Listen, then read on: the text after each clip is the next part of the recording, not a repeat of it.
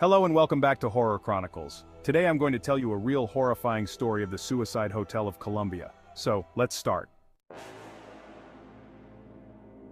In the heart of Colombia, a dilapidated hotel stood ominously at the edge of a misty valley. Locals referred to it as El Hotel de las Sombras, or the Hotel of Shadows, a place steeped in whispers of despair. The legends were dark. Countless guests had checked in, but very few had ever checked out. Clara, a determined journalist, was drawn to the hotel by the tales of its haunted past. Armed with only a flashlight and her notebook, she arrived one stormy evening, the wind howling around her as she pushed open the creaking door. The air inside was heavy with mildew, the faint smell of decay lingering in the corners. As Clara explored, she wandered into what had once been a grand ballroom. Dust motes floated in the dim light, and broken chandeliers hung precariously from the ceiling. The atmosphere felt thick, almost alive, and Clara couldn't shake the feeling that she was being watched. Suddenly she heard a soft sobbing. Heart pounding, Clara followed the sound through the maze of halls, her footsteps echoing in the silence. The sobs led her to a small, dimly lit room. There she found a woman sitting in the corner, her long hair concealing her face. "Are you okay?" Clara ventured, her voice barely above a whisper. The woman slowly raised her head, revealing hollow eyes that seemed to draw Clara in. "They never leave," she said, her voice a haunting melody. "We're trapped here forever."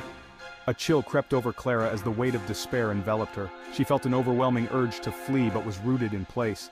The woman's words resonated deeply. This was no ordinary hotel, it was a prison for lost souls. Just as Clara turned to escape, the door slammed shut, trapping her inside. Panic surged through her as she pounded on the wood, shouting for help. The sobbing intensified, morphing into wails that echoed off the walls. Shadows coalesced around her, figures of those who had come before, their faces twisted in anguish. "Join us," they whispered, their voices a haunting chorus. "You can never leave." Clara's heart raced. Memories of the stories she'd heard flooded her mind. Those who had succumbed to the hotel's dark allure, lured by promises of solace. Realizing she was on the brink of the same fate, she fought against the encroaching despair, desperation coursing through her veins. With a sudden surge of determination, Clara rushed toward the window, her only escape.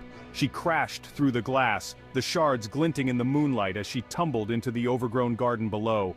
Gasping for breath, she scrambled to her feet and ran into the night, the hotel looming behind her like a predator. She glanced back just once and saw the silhouettes of the lost souls watching her, their faces pressed against the glass, their eyes filled with longing and despair.